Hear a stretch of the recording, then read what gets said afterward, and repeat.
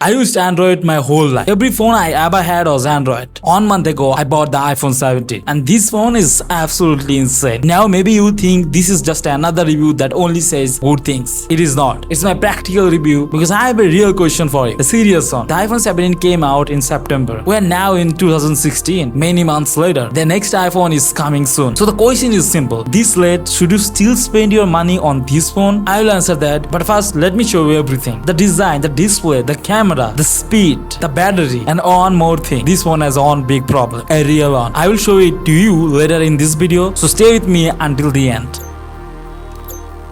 First, let's talk about how this phone feels in your hand. This is the first thing I noticed. I picked the sage color and wow, it looks so good. Photos cannot show how nice it is in real life. It is calm and clean. I did not expect to like it this much. If you buy this phone, get this color. But it is not just the color. The whole body feels great. You all know Apple builds strong phones and this one proves it. The size is 6.3 inches, not too big. When you hold it, it just fits in your hand perfectly. It has an aluminum frame, so it feels premium and solid. I came from a plastic Android phone, so for me this was a huge difference. The front glass is ceramic shield too. Apple says it is stronger and harder to scratch. On the side there is a camera control button. It opens camera fast, but let me be honest, I almost never use that button. I think Apple may remove it in a year or two. I just do not need it, but that is a very small problem. The rest of the body is excellent.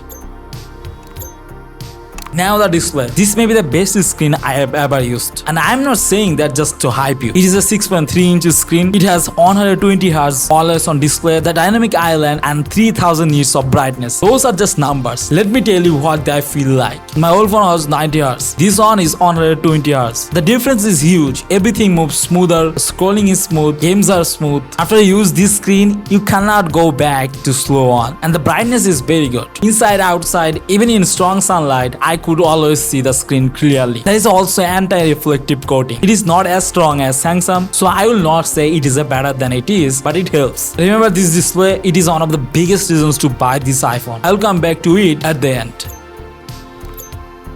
Now the camera, and there is one feature here that is really smart. The front camera is 18 megapixel. This is the star. The sensor is square, so when you take a selfie and your friends come into the picture, the camera goes wide by itself. You do not need to turn the phone sideways. There is also dual capture. That means you can record with the front camera and back camera at the same time. This front camera become my favorite part of the phone. On the back you get the 48 megapixel dual fusion camera. On main camera and on ultra wide camera. Both 48 megapixel. You get high detail photos in nice portraits, macro shots, and 4K video. Let me be honest about the back camera. It is good. The camera quality of this phone will impress you. Overall, this is a solid camera. So if you buy this phone for the camera, you will be happy.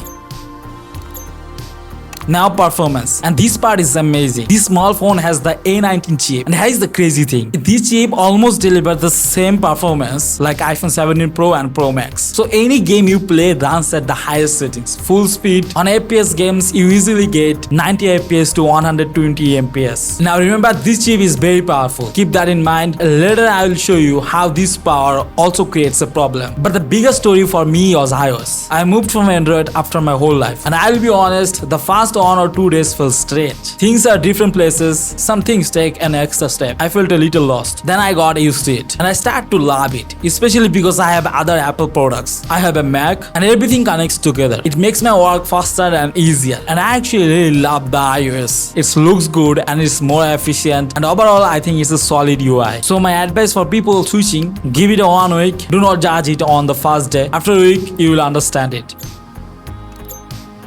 Now the battery. I'll keep it simple and honest. For a normal day, this phone lasts. Full day, no worry. You get about 6 to 7 hours of screen time. If you play games without stopping, you get about 3 to 4 hours. That is the honest number. Charging is faster this year. It supports up to 40 hours with right charger. In real life, that means about 50% in 20 minutes. I got about 70% in 30 minutes. You also get wireless charging, which is nice and easy. For normal user, the battery is great, no problem. Now let's talk about the problems this phone has. This is the one real problem with the iPhone 17. It gets hot. This phone has some heating issue. When I do something heavy like gaming or heavy tasks, the phone starts getting hot after about 30 to 50 minutes. And it does not stop. After 1 hour, it gets even hotter. You can feel it clearly in your hand. And here is the worst part. When it gets too hot, it slows down its own charging to cool itself. Now remember the chip? I told you it's very powerful. Almost the same powerful as the Pro phones. But the Pro phones have the extra cooling inside to fight the heat. This phone does not have that. So you have a very strong chip in a body that cannot fully cool it. That is the threat.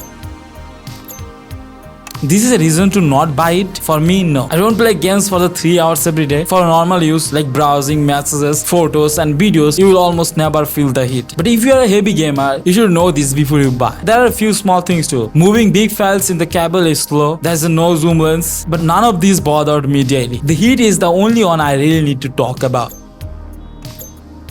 So here is the big question. This late in 2026, should you buy the iPhone 17? 100% yes. Let me tell you why. I truly believe this is the best value iPhone Apple has made in a long time. Great camera, beautiful design, premium and good body, an amazing display, and a chip that is almost too powerful. For a normal person, this phone is almost perfect.